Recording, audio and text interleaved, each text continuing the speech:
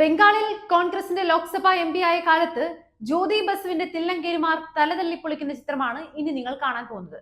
1993 CPM നേതാക്കൾ rape ചെയ്ത പെൺകുട്ടിയെ ഏറ്റെടുത്തപ്പോൾ ബംഗാളിലാണ് കൊടിസുനിമാർ മമതയുടെ പുരീടം കത്തിച്ചു കളഞ്ഞപ്പോഴും ഉറച്ചു നിന്ന മമത.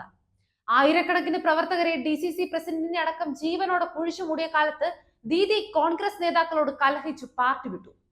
CPM ഇലക്ഷൻ അട്ടിമറി നടത്തിയിട്ടും കേന്ദ്രത്തിൽ ഭരണമുള്ള കോൺഗ്രസ് മമതയുടെ ആവശ്യമായ രാഷ്ട്രപതി ഭരണമോ കേന്ദ്രസേനയെ നൽകി സംരക്ഷണമോ നൽകാതിരുന്നത് തീരാൻ നഷ്ടം തന്നെയാണ്. AICC ആസ്ഥാനത്ത് കയറിക്കൂടിയ മാലിന്യങ്ങളായ ചില നേതാക്കളുടെ ധാർഷ്ട്യമായിരുന്നു മനസ്സില്ലാ മനസ്സോടെ ജഗൻമോഹനും മമതയും പാർട്ടി വിട്ടതിന്റെ കാരണം. തൃണമൂൽ പാർട്ടി നിലവിൽ വന്നതിനു ശേഷം കേന്ദ്രമന്ത്രിയായ മമത ബംഗാളിൽ നടത്തിയ തേരോട്ടം CPM കുത്തക തകർക്കുകയും ഒരു MLA പോലും ഇല്ലാത്ത നിലയിലേക്ക് CPM-നെ കൊണ്ടെത്തിക്കുകയും ചെയ്തു. ബംഗാളിൽ CPM മുന്നണി ആയത് കോൺഗ്രസിന് നഷ്ടമാണ്. അരിവാൾ ചുറ്റികയിൽ മമത തന്നെ നിന്നാലും ബംഗാൾ ജനത വോട്ട് ചെയ്യില്ല. ഇവിടെ ഗ്രൂപ്പ് തിരിഞ്ഞ് തോൽപ്പിക്കാനും എങ്ങാനും ഭരണം കിട്ടിയാൽ തുടർ ഭരണം കളയാൻ CPM ഇന്നത്തേക്കാൾ പണിയെടുക്കാനും മുതിരുന്ന നേതാക്കൾക്ക് മാതൃകയാണ് മമത. വയനാട്ടിൽ പ്രിയങ്കയ്ക്ക് വേണ്ടി വരുമ്പോൾ അനുഗ്രഹമെങ്കിലും വാങ്ങിക്കാൻ നോക്കണം നേതാക്കളെ. കേരളത്തിൽ ലീഡർക്ക് ശേഷം മമതയെ പോലെ ഒരു നേതാവ് ഉണ്ടായിരുന്നുവെങ്കിൽ 2001 മുതൽ തുടർച്ചയായി ഭരിക്കാമായിരുന്നു.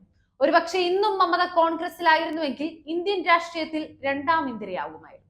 പാർട്ടി കോട്ടകളും ക്യാമ്പസ് ഇടിമുറികളും തച്ചു തകർത്ത് താണ്ഡവമാടിയ മമത ജനകീയ സമരങ്ങൾ നടത്തി തലോടേണ്ടവരെ തലോടിയും തല്ലേണ്ടവരെ തല്ലിയും ബംഗാൾ ജനതയ്ക്ക് ദിശബോധം നൽകി.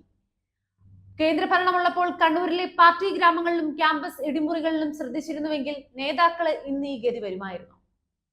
കേന്ദ്രസേന ആദ്യമായി കണ്ണൂരിൽ ഇറങ്ങുന്നത് തടുക്കാൻ ശ്രമിച്ച VS സർക്കാരിനെ മറികടന്ന തെരഞ്ഞെടുപ്പാണ് സുധാകരൻ ആദ്യമായി MP ആയത്.